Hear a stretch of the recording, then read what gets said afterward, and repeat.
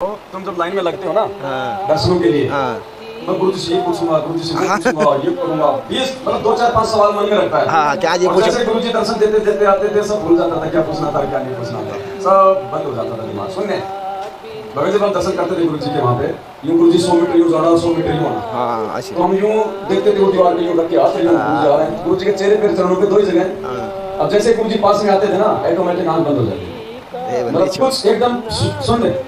अब क्या पूछना है क्या नहीं पूछना है कुछ नहीं ध्यान रहता। गुरु जी कब से ध्यान रख के आगे निकल गए पता नहीं चला। दास ने कहा एक बार मेरे साथ हुआ था ऐसा ही, नया नया था, मैं भक्तों के इंटरव्यू सुनाई करते थे चमत्कार, तो मेरे पे तो दया हुई परमात्मा की, नाम दीक्षा ऐसे ही मैं मतलब कपड़े की मार्केटिंग किया करता था, कॉलेजों में जा जाके, स्कूल में जा जाके, स्कूल ड्रेस का, स्पोर्ट्स का जो होते हैं ड्रेस वगैरह, तो मैं उसका मार्केटिंग करता था। तो एक दिन शाम को आया मैं अपने घर पे, तो हमारे पड़ोस में, मैं जयपुर रहता था किराए पे उस समय, तो एक भाई और बहन दोनों रहा करते थे वहाँ पे, वो पढ़ा करते थे, उनके बराबर में कोई पाकिस्तान से आए हुए थे मुसलमान, और भाई उनका मकान था वहाँ पे, तो आपस में बात कर रहे थे। वो शंकर भगवान के थे वो पुजारी, सावन का महीना था, वो विशेष पोशाक पीले पाड़े कपड़े पहन के वो जल जुल चढ़ाना, तो वो भाई बहन जो गुरु जी के जो भगत थे वो उनको समझा रहे थे, वो मान नहीं रहे थे। तो ऐसे मैं उधर जा रहा, तो मैं भी हो गया खड़ा, अब खड़ा हो गया तो मैं भी उनकी बातें सुनने लग गया। अब पता नहीं क्या हुआ, ऑटोमेटिक मैं उन परमात्मा के भक्तों की बातों का मैं समर्थन करने लग गया, ऑटोमेटिक, जबकि मेरे को मतलब ही नहीं कोई, ना मैं शंकर को मानता था ना किसी और को, ऑटोमेटिक मैं उनकी बातों का समर्थन करने लग गया कि हाँ यार ये बात तो सही है आपकी। अब वो पाकिस्तानी तो समझे नहीं, और उन्होंने कहा कि भगत जी आप आओ। मेरे को बुला लिया, अपने अंदर लेके गए कमरे में। अब कमरे में वहाँ उन्होंने अपना दरबार लगा रखा था, और मुझे कुछ पता ही नहीं इन बातों का। मैं जाते वहाँ पे दंडवत कर दिया गुरु जी को, हाँ जाते ही, जबकि कभी जिंदगी में पता ही नहीं कि दंडवत क्या होता है। जाते मैं दंडवत कर दिया, उन्होंने मेरे को 5-10 मिनट बैठ के उन्होंने मुझे समझाया, बताया, ज़्यादा मैं कुछ नहीं समझ पाया, मैं अपने मकान पे वापस चला गया। शाम को उन्होंने क्या किया, हमारा जो मकान मालिक का बच्चा था उसके मार्फत उन्होंने मुझे 2005 बरवाड़ा के 5 सत्संग भेजे, और उन्होंने ये कहा कि उस भाई को ये बोलना कि अगर ये 5 सत्संग तूने सुन लिए ना, तो कल से तू सारे मतलब एकदम से तू मतलब देवी देवताओं की भक्ति छोड़ देगा तू। मेरा उस दिन साईं बाबा का व्रत चल रहा था, 7 व्रत में मुझे लगातार करने थे, किसी ने मुझे कह रखा था कि 7 व्रत लगातार कर, तेरे ये फायदा हो जाएगा, तो मेरा वो शायद वो लास्ट वाला था। और उस दिन ऐसा था कि बृहस्पतिवार का समय था, बृहस्पतिवार को साईं बाबा का आता था टीवी पर प्रोग्राम, हाँ वो बृहस्पतिवार गुरुवार एक ही है। तो कोई दिन में ऐसी उसके कोई माल में कोई बातें आ रही थी कि लोगों ने उनके साथ में जो बदतमीजियाँ की थी कभी साईं बाबा के साथ में, तो वो सुन सुन के मेरी आंखों में आंसू आ रहे थे। अब वो गया बोला आज आप क्या कर रहे हो रात को? कुछ नहीं, मैं फ्री हूँ, मैं तो घर पे हूँ। बोले ये आप अपना मोबाइल में डाल के आपने ये मेमोरी कार्ड, ये सत्संग सुनने आज। मैं फिर उससे क्या होगा? बोले आप ये साईं बाबा की भक्ति करना छोड़ दोगे। अब मेरे को गुस्सा आया, मगर साईं बाबा की भक्ति छुड़वाएगा मैं तो सुनूं उसको? बोले सुनना तो सही, ठीक है। अब कोई आ गया था समय परमात्मा से जुड़ने का, तो मैं मोबाइल भी नया नया लेके आया था, माइक्रोमैक्स का 11,000 रुपये का लंबा सा, तो उसमें वो मेमोरी कार्ड डाला, और उसने कहा कि देख बाल बच्चों से बिल्कुल साइड में हटके खाना वाना खा के, और जब तू सत्संग सुनेगा ना तो हो सकता है तेरे को सुनने भी नहीं दिया जाएगा, तेरी औरत कुछ बोल देगी, बच्चा कुछ बोल देगा, नींद आने लग जाएगी। तो बोला तू लेकिन सुनना इनको। तो मैं ठीक है, तो मैं टाइम पे खाना वाना खा के, मैं भाई पता नहीं क्या है, कोई मतलब कोई फिल्म है, कोई गाने हैं, क्या है डाला मैंने, और कानों में लगाई लीड, और जाके अपनी चारपाई पे लेट गया। मैं 2nd फ्लोर पे रहता था, नीचे मकान मालिक था। अब तो मैं सुनने लग गया। अब ऑटोमेटिक आत्मा को ऐसा लगा कि जैसे गुरुजी जो बातें उसमें जो बता रहे हैं, गीता जी ये वो कि ये तो मैंने सब देख रखी है, पढ़ रखी है मैंने तो, जबकि कभी जिंदगी में वेदों का गीता का मुंह नहीं देखा, और सारी बातें समझ में आ रही। अब बरवाड़ा 2005 का सत्संग भगत जी, इतनी मार्मिक वाणियां हैं परमात्मा की, इतनी मार्मिक, मतलब वो परमात्मा की वाणी भी मतलब वो कुछ विशेष ही है। 2005 बरवाड़ा सत्संग, वो 5 सत्संग सुने मैंने भगत जी, और मैं बार बार ये सोच रहा था कि ये बाबा है कौन, ये नाम क्यों नहीं बता रहा, ना कोई एड्रेस बता रहा, कहाँ है ये। लेकिन गुरुजी ने 5 सत्संग तक कुछ नहीं बताया। अब फिर परमात्मा ने और चोट कर दी ऊपर। रात को सत्संग सुन के सो गया, सुबह उठा नहीं उससे पहले वो ज्ञान गंगा ले आया। बोले वो सुने सत्संग रात को? मैं हाँ। बोले ये और पढ़ना अब। मैं यार आज मेरी छुट्टी भी है। बोले ये और पढ़ना तो आज। तो मेरे तो रात को पढ़ा, थोड़ी सी वो मन में हलचल हो गई, तो मैं तो सुबह नहा धो के वो कहाँ साईं बाबा को तो भूल गया और मैं तो लेके ज्ञान गंगा खाना खा के और बैठ गया उस दिन। और मैंने भगत जी 2-4 घंटे में उसके 80 पेज, क्योंकि कुछ तो रात को सत्संग सुने उससे मिलती जुलती बातें, और फटाफट मैंने 80 पेज पढ़ दिए। आगे पढ़ने की जरूरत ही नहीं पड़ी। और मैं उस छोरे को तो छोड़ा, मकान मालिक के लड़के का तो ध्यान नहीं रहा, जो लाया था मेमोरी कार्ड पुस्तक, डायरेक्ट मैं तो उनके वहाँ चला गया मकान पे। और मैंने कहा भाई तुम्हारे ये बाबा का सत्संग कब होगा, कहाँ रहता है बाबा? बोले ऐसे ऐसे हरियाणा में है और 4 दिन बाद में सत्संग है, तो मैं भी चल सकता हूँ क्या? हाँ बोलो चलो, बोलो नाम मिल जाएगा। ठीक, मैं जानता नहीं था नाम क्या होता है। तो मैंने कहा कैसे चलो? बोले हमारी तो हो रखी है टिकट 5 आदमियों की, हम दोनों हैं, मेरे भाई हैं, भाभी और मेरी माँ है। तो बोले आप बोले ऐसा करना, ट्रेन बोले रोज आती है तो आप जो है आप जी जनरल में बैठ जाना, और हमारा तो मतलब स्लीपर का बुक है। मैंने कहा कोई दिक्कत नहीं, वहाँ तो अपने भाई सार में तो आपस में मिल जाएंगे। बोले मिल जाएंगे, कोई दिक्कत नहीं। 1 घंटे बाद उसने कहा कि आप पे तो परमात्मा की मेहर हो गई। वो क्या हुआ? बोले हमारा जो बड़ा भाई है उसकी कैंसिल हो गई, अब उसकी जगह आप हमारे साथ में डब्बे में बैठ जाओ। चलो दास बैठ गया। मालिक की चर्चा होती होती गई, वहाँ पे हिसार पहुँच गए। जाते आश्रम में गए, जाते वहाँ पे नहाया धोए करी, क्योंकि वो तो आते जाते रहते थे। तो वो पहले दास को ले गए, बाथरूम में नहलाया, सब कुछ किया, फिर भंडारा किया, फिर हमने नाम ले लिया। मतलब बिना कोई गुरुजी का प्रवचन सुने हमने नाम ले लिया। जाते ही नियम बताए, मेरे को कोई दिक्कत नहीं। मैं तो जयपुर रहता था, रिश्तेदारों से परिवार से वैसे भी कोई मेरा ज़्यादा कोई कनेक्शन था नहीं, ज़्यादा मैं कोई खाने पीने वाला भी नहीं था। कभी कभी हल्का फुल्का सा मनोरंजन हो जाता था था ज़रूर, लेकिन इतना नहीं था कि भाई उसके आदी हैं अपन। तो मैंने कहा कोई दिक्कत नहीं, नाम ले लिया, गुरुजी के सत्संग सुनने लग गए। अब मेरे अंदर ऐसी वो तड़प उठी कि मैं तो हर 15 दिन में जाऊँ और आश्रम में बैठ जाऊँ और 2-2, 3-3 दिन रहूँ वहाँ पे। और कोई कहे कि यार ये भगत ने नाम लेना है, इसके साथ कौन जाएगा? तो जयपुर के 1-2 भगत थे, मुझे कहते और वो फ्री होगा, तो मेरे को कह देते, मैं तुरंत चल भाई आश्रम में चला जाता। अब 1.5-2 महीना हुआ था। अब मुझे नहीं पता कि भाई आगे कोई दूसरा नाम भी मिलेगा। तो हाँ 3-4 महीने बीत गए। 4 महीने के बाद में मेरे को तो बिल्कुल ऐसा था कि कब 4 महीने और कब वो सतनाम मिले। 4 महीने होते दास को सतनाम मिल गया। अब सतनाम के बाद मालूम पड़ा कि भाई यहाँ पे सेवा भी मिलती है। तो फिर किसी ने बताया कि 2 ही सेवा अच्छी है, या तो बाथरूम की या फिर जूते साफ करने की। तो मैं गया वहाँ पे बाथरूम वालों के पास में, मैंने कहा भगत जी सेवा करना चाहता हूँ। बोले गुरुजी से आदेश लिया क्या? मैं ना। बोले बाथरूम की और जूते घर की सेवा के लिए पहले गुरुजी से आदेश लेना पड़ता है, और गुरुजी से कई बार प्रार्थना लगानी पड़ती है। किसी का 2 महीने में नंबर आओ, किसी का 4 महीने में नंबर पड़ा। तो मैंने कहा वो कैसे करें? बोले जब आप दर्शनों के लिए जाओ गुरुजी से, उस समय गुरुजी को बोल देना। बोले ठीक है। तो मैं तो 8 दिन गया हुआ था, सत्संग तो था नहीं, किसी भगत के साथ गया था वैसे ही, तो भीड़ ज़्यादा थी नहीं। दोपहर में बोले भाई जिन जिन भक्तों को सतगुरुदेव जी के दर्शन करने हैं वो लाइन लगा लें। लग गए लाइन में, गुरुजी आशीर्वाद देने लग गए, नंबर आया। अब मेरे वो बात ध्यान हो गए तो पूछनी है। अब जैसे गुरुजी ने हाथ रखा, मैंने कहा गुरुजी? बोले हाँ बेटा। वो गुरुजी मेरे को बाथरूम सेवा चाहिए। मतलब आदेश दे रहे हैं, बोलने का भी नहीं पता। वो गुरुजी अब ये भी नहीं पता कि दास बोलना क्या, मेरे को बाथरूम सेवा चाहिए। बोले जा बेटा नाम लिखवा ले। तुरंत परमात्मा ने मोड़ लगा दी। मैं तो तुरंत आशीर्वाद लिया, दंडोत किया, जाके भाई मेरे को गुरुजी ने कह दिया, बोले ठीक आ जा। तो बाथरूम में सेवा करने लग गया। अब मैं थोड़ा ऐसा ही था, तेज तर्राट आदमी, तो वहाँ पे बहुत जल्दी मैंने अपनी वो जगह बना ली आश्रम में। ये जितने भी रामकुमार ढाका राष्ट्रीय समाज सेवा समिति का अध्यक्ष, गुरुजी का बेटा, और ये मास्टर बलवान जाखड़, जो मेन जो थी मैनेजमेंट वाले, ये सारे वहाँ पे मेरे संपर्क में। और हमारे थे गाय, तो कभी तो मेरे से रामकुमार ढाका 2 किलो घी मंगा रहा है, कभी कोई मंगा रहा है। तो उनसे अच्छी मेरी जान पहचान हो गई। परमात्मा ने जान पहचान उनसे करवानी थी कि बेटा तू इनका झाड़ा ले ले अच्छे से, ये जान पहचान तेरे आगे काम आएगी, है कि नहीं? तो अच्छी खासी उनसे बातचीत होने लग गई, और बढ़िया मेरे को वहाँ का इंचार्ज बना दिया उन्होंने, साबुन तेल भक्तों को देने का, करने का। अब हमारा बाथरूम साफ करने का समय कब होता था? जब गुरुदेव अपने सत्संग करते थे, क्योंकि सत्संग में सभी लोग अपने पंडाल में होते थे, बाथरूम होते थे खाली, उसी समय हमारे को साफ करने का मौका मिलता था। तो चलते चलते गए, 2-3 महीने बीत गए। अभी एक दिन ऐसे ही गुरुजी का सत्संग सुन रहे थे, कोई करोथा वाला, जिसमें गुरुजी कह रहे थे कि भाई जो सत्संग में और बिल्कुल पूरे तन मन से सेवा करता है उसको परमात्मा विशेष आशीर्वाद देता है। तो उस दिन मेरे सत्संग सुना, तो मैंने सोचा आज बाथरूम की सफाई मैं अकेला करूँगा आज, और देखता हूँ आज गुरुजी देखिए विशेष आशीर्वाद देते हैं क्या। मैं ये अब मैंने कहा भाई आज ये बाथरूम सारे मैं साफ करूँगा। बोले कैसे? मेरे को सब में वाइपर में मारूंगा। और मतलब एक आदमी तो पानी का पाइप लेके पानी मारता था, एक आदमी वो सरफ फेंकता था आगे आगे, दूसरा वाइपर मारता था, ऐसा था। तो मेरे को आज ये वाइपर मारने की सारी सेवा मेरी है। बोला ठीक है। तो 150 बाथरूम थे, 150 नहाने के, 150 उनके।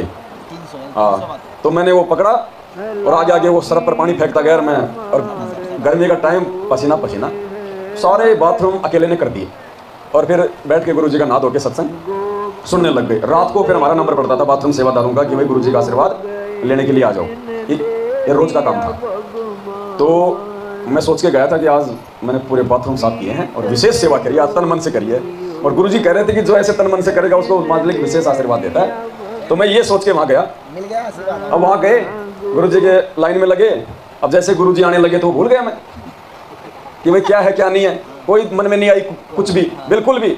और यूं आए गुरुजी। अब और दिनों तो खाली यूं सिर पात रखते थे, उस दिन गुरुजी बोले शाबाश बेटा शाबाश। 3-4 यहाँ थापे मारी, बोले शाबाश बेटा शाबाश। अब फिर भी हमारे दिमाग में कुछ नहीं। वहाँ पे दंडोत किया, बाथरूम में आ गया और आधा घंटा सोया।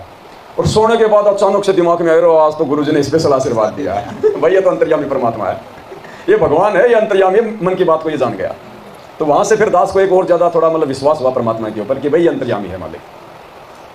तो वो राष्ट्रीय समाज सेवा संघ आपसे तो बहुत खुश होंगे, बहुत काम करते होंगे ना। मेरे को तो कमांडो बना रखा था फिर बाद में बरवाला कांड में, स्पेशल कमांडो। जो 60 जो कमांडो थे ना, स्पेशल कमांडो तो वैसे बहुत थे, लेकिन जो ब्लैक कमांडो में 60 कमांडो ऐसे थे जिनको वो शीशा दे रखा था, वो हाथ में पकड़ने वाला, कैन सीट भाई, वो जो मतलब शीशा पकड़ते हैं ना कि जैसे सामने से कोई पत्थर उत्तर मारे तो अपना बचाव करे। तो हम लोग 60 थे, तो 60 में जो ट्रेनिंग देगा वो मैं था। तो मेरे को बना रखा था उन सबका वो मतलब वो सरदार स्पेशल ब्लैक कमांडो बना के रखा था। हाँ, और ऊपर से आया वो संजय खानपुर वाला जो अभी पकड़ा गया, मंजू का पति, बोला भाई गुरुजी का आदेश आ गया और बहुत जल्दी सारा नाम मिलेगा। जब और जोश आ जाता हमारे अंदर। हमारे को तो ऐसे कमांडो बना रखे थे इन्होंने, हम तो मरने मारने से बिल्कुल नहीं डर रहे थे। और बरवाला कांड में वो मास्टर बलवान जाखड़, वो छोटी सी हाइट का वो दाढ़ी वाला, भगतों आज अगर किसी भगत को गोली भी लग गई तो फूल जैसी लगेगी, फूल जैसी, और सामने विमान खड़ा है खेत में तुम्हें दिखाई नहीं दे रहा, जो आज शहीद हो गया सीधा विमान में बैठेगा। तो हम तो भगत जी तन मन से तैयार थे कि परमात्मा आज ही मरना है, ये मौका पता नहीं वो विमान हमें तो दिखाई नहीं दे रहा, कहीं वो विमान ना उड़ जाए, वो आज ही जाना है उन्हें। तो भगत जी हम तो पुलिस वालों को भी ठोक रहे थे वहां पे, और 2-4 को ठोका तो 2-4 ने हमें भी ठोका, वो हिसाब बराबर हुआ।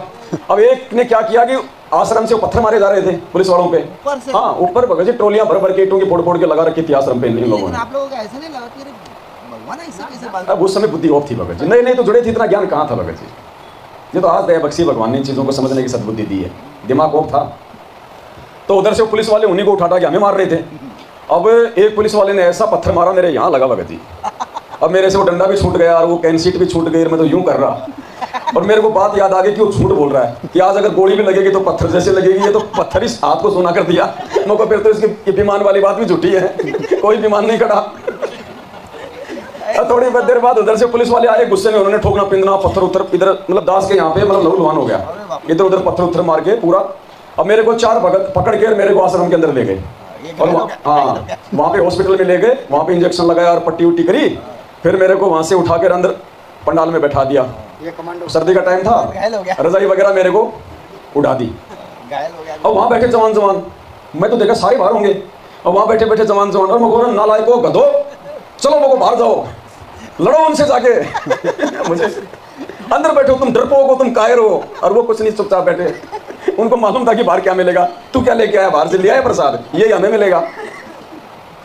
भगत जी उसके बाद बड़ी दया करी परमात्मा ने, दास को निकालना था मालिक ने आज के लिए, नहीं तो दास से निकल नहीं पाता। पहली बात तो पूरा फूटा हुआ था, फिर बाहर निकलने का समय आया तो फिर वो कपड़े उपड़े चेंज किए, किसी और के पहने, वो जेब जाब मैंने फाड़ ली, दाढ़ी ड्यूटी बढ़ी रही थी क्योंकि 1 महीने से आश्रम में पड़े हुए थे, साथ में बाल बच्चे थे, माँ भी थी, भगमती भी थी, भाई के बच्चे थे, मेरे 2 बच्चे थे, सभी थे। अब आश्रम से निकलना मुश्किल हो गया कि बाहर निकलेंगे तो क्योंकि तो तैयार खड़े जवान को पकड़ रहे हैं, और मेरी को तो वो शक्ल भी अच्छे से जानते हैं। तो मैंने कहा अब तो बच्चा सो बच्चा, अब नहीं बचेगा।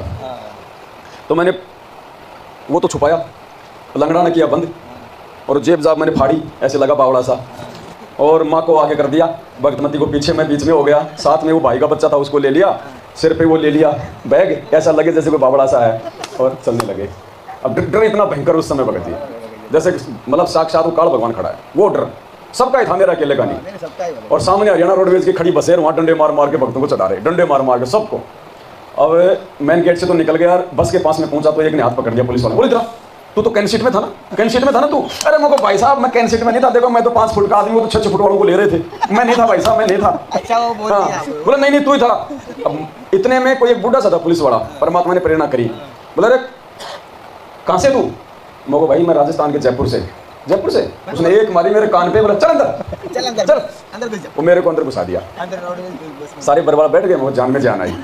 जैसे बस वहां से निकली, अब पीछे से 2 पुलिस वाले उस बस में चढ़ गए, और पीछे से सबको एक थप्पड़ मारते हुए आ रहे, सबको, क्योंकि फ्री थे भाई, सब लोग डरे हुए थे, मनमानी हो रही थी सबको, किसी को 2 और किसी को 1। मेरे पास में आया तो भाई 2 मारे खींच के गाल पे, हम खा ले बेटा खा ले, और मार दे मेरे को आज तो।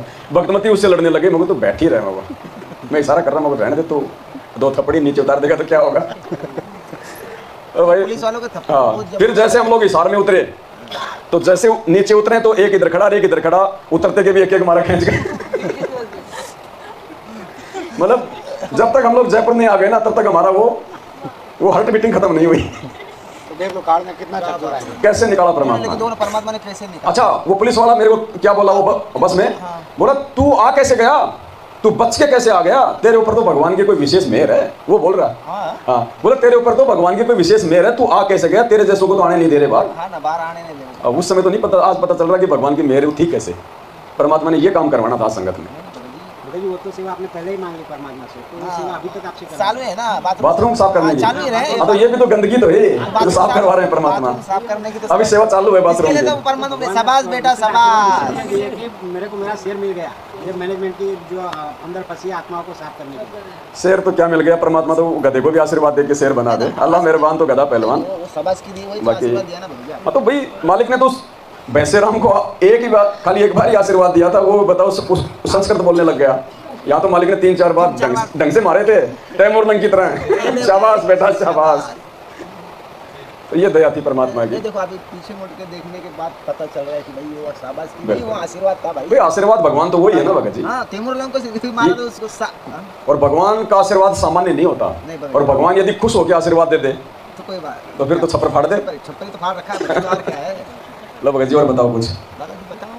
हाँ, अपने साथ संगत नहीं हो आप, ये इनका कौन सा बात पे आपको कि सही लगा कि भाई नहीं ये बात सही कर रही है? आपको ऐसा लाइन में आशीर्वाद में आपको कोई परमात्मा ने दर्शन दिया? नहीं, ये उनको इतना ये नहीं है भगत जी है। हाँ बोले, बताइए। एक बार लगभग 1.5 महीने जब मैं रुका था। 1.5 महीना? आप यार 1 महीना रुकते थे उधर?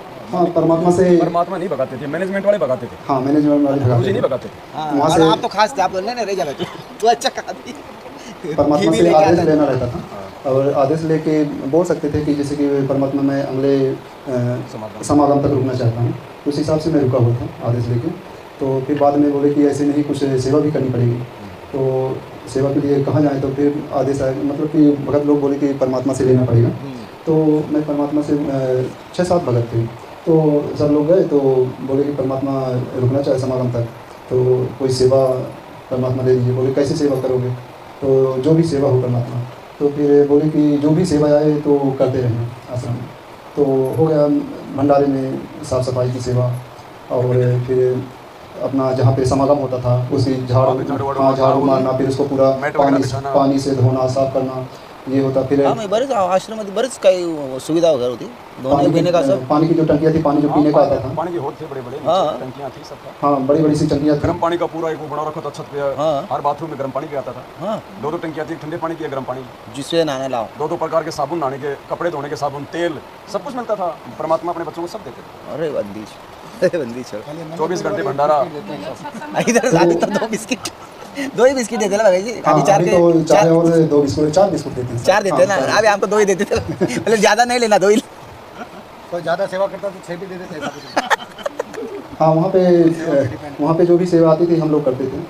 जितने भी मतलब पहचान हो गई थी 8-10 बच्चों से, तो उनके साथ में जो भी सेवा होती थी सब लोग साथ में मिलकर करते थे। पानी की टंकी भी थी, उसकी भी साफ़ सफाई वगैरह करना, पीने का पानी जिसमें रखते थे। मीठा पानी बाहर से आता था, वो पुराने आश्रम से आता था। नहाने धोने का तो वहाँ पे बोरिंग कर रखी थी, बोरिंग, और जो पीने का पानी था वो बाहर से आता था, टैंकर से आता हाँ, बरवाला आश्रम में वो आता था पूरा। एक और आश्रम है वहाँ पे, छोटा सा आश्रम है बरवाला का, वहाँ से। हाँ, तो वहाँ से लकड़ी भी और अपना आटा वगैरह जो भी आता था वहीं से आटा वगैरह वहीं पे पीसा जाता था, वहीं पे साफ सफाई होती थी यहाँ पे। हाँ। सब कुछ और लकड़ी मैं कई बार गया, मतलब कि वहीं आना जाना रहता था। जो भी सेवा आ जाए अलाउंस हो जाता था। हाँ सर, हाँ, जो भी सेवा। एक बार बोरिंग का भी हुआ था, तो काफ़ी दूर गए थे।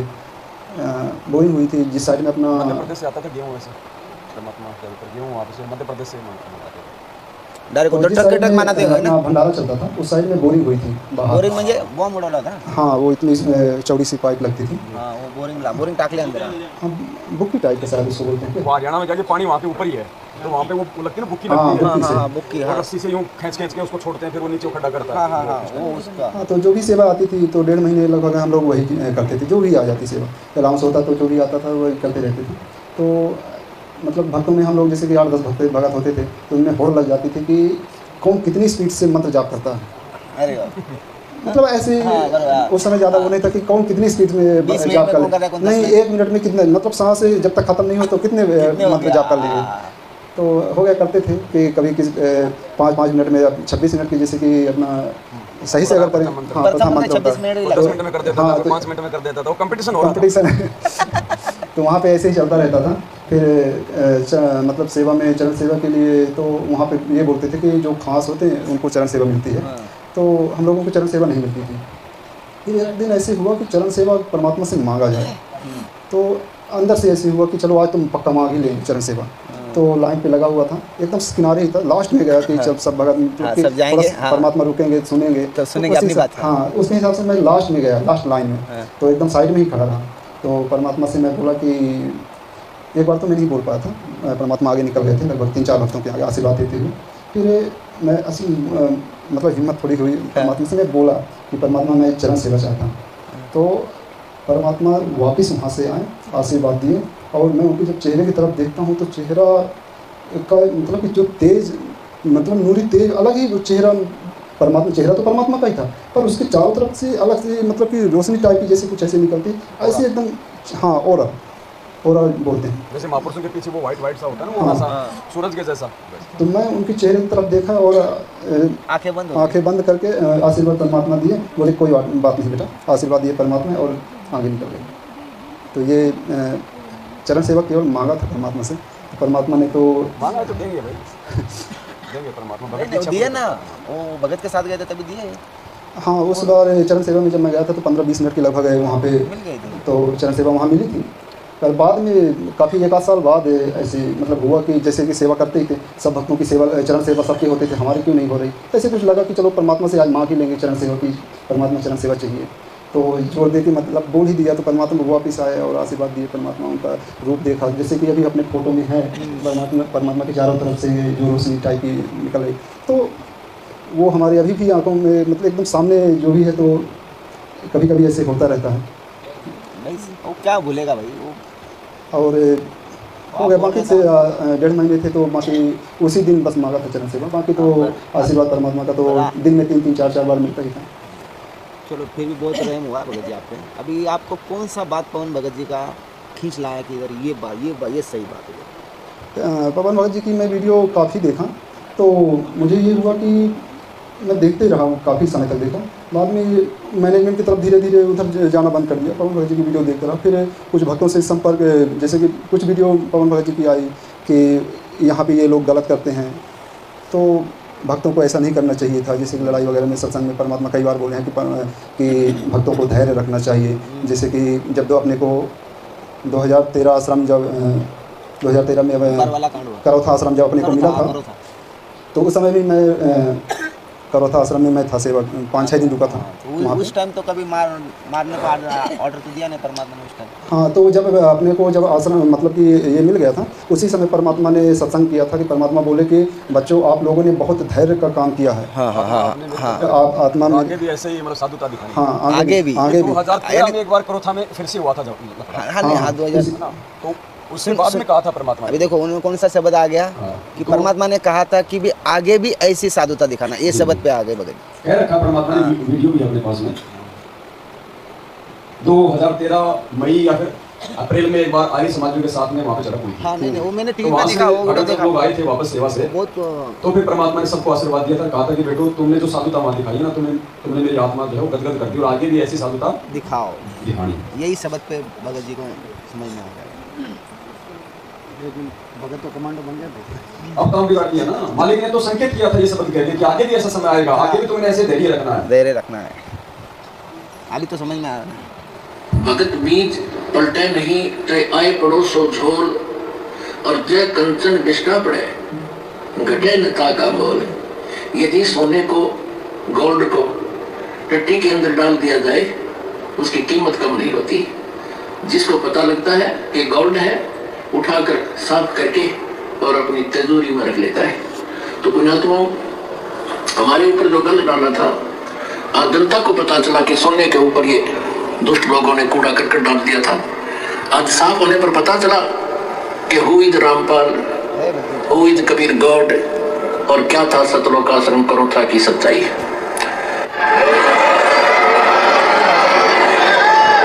पुण्यात्माओं, दुष्ट लोगों का काम तो उनका स्वभाव ही होता है दुष्ट कर्म करने का, और साधु संतों का काम होता है स्वभाव जो उनका होता है परमार्थ ही करने का। और कबीर साहब ने हमें शिक्षा भी दी है कि जो तो को काटा बोए ताको वो तू फूल, तुम्हें फूल के फूल हैं वह को है त्रिशूल। हमें परमात्मा कहते हैं कि आपको यदि कोई कष्ट देता है आप उसको कुछ ना कहो, परमात्मा पर छोड़ो, फिर देखना उसका कैसा रिजल्ट आपको देगा। जो तोकू काटा वो है वाको वो तू फूल, और तुम्हें फूल के फूल है वाको है त्रिशूल। वो तो विधान है परमात्मा का, जो जैसे कर्म करेगा उसको फल तो मिलेगा ही मिलेगा। अपरात्मा कहते हैं संत न छोटे संतता कोटिक मिलो असंत। साधु भक्त अपना स्वभाव नहीं चेंज किया करते, बदला नहीं करते, चाहे कितने असंत दुष्ट लोग उनसे कितना ही बुरा व्यवहार करते रहे, वो भगवान पर विश्वास रखने वाले होते हैं। तो जैसे 12 जुलाई सन 2006 को क्रोथा कांड उन्हीं दुष्ट लोगों ने किया था जो आज 9 अप्रैल सन 2013 में उन्होंने अपनी जात फिर दिखा दी जनता के सामने। वह सच्चाई आ गई कि ये कितने अच्छे लोग हैं और कितने झूठे हैं, कितनी अफवाह फैलाई थी। यही कारण उस दिन था, वही कारण 9 अप्रैल को इन्होंने करके दिखा दिया। पुण्यात्माओं, आप परमात्मा में विश्वास रखना। संत साधु कभी किसी का बुरा नहीं सोचते, ना करते और ना ही सोचना चाहिए। परमात्मा से कोई चीज छुपी नहीं है। यदि हम भगवान से डरने वाले हैं और हम परमात्मा कबीर जी को परमात्मा मानते हैं तो भगवान वाले काम किया करता है। आपने बहुत शांति रखनी पड़ेगी। उन दुष्टों का तो नाश होया पड़ा है, उनका तो पतन हो रहा है। वो चाहते हैं कि आपका भी नाश कर दें झगड़ा उगड़ा करके। आपने जो संयम दिखाया 9 अप्रैल सन 2013 में क्रोथा के अंदर, मेरी आत्मा गदगद कर गई। बच्चों, तुमने साधुता दिखाई और आगे भी इतना संयम रखना। कहते हैं हस्ती डर माने में हिंदुस्तान बुकाही और शीश महल को देख के वो भौंक मर जाए।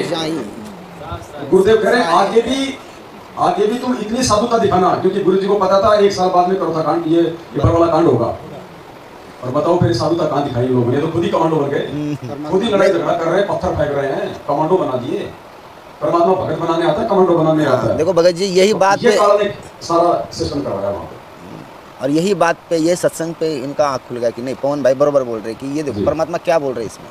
जैसे साधुता उस टाइम दिखाई मालिक ने एक सत्संग में कहा कि हम कानूनी तरीके से ही हम चलेंगे। हाँ। जबकि वहाँ तो कानून को हाथ में दिया जा रहा था भगत कमांडो बना के। और 50 बार तरीके से चलना तो ये होता कि ठीक है, कोर्ट का सम्मान है, कोर्ट का आदेश है, हमने उसको मानना चाहिए। हमारे गुरु जी परमात्मा है, गुरु जी सत्य है, हमें कानून पे विश्वास है, कोई बड़ी बात नहीं। कानून पे विश्वास होना, हमें तो अपने भगवान पे विश्वास है।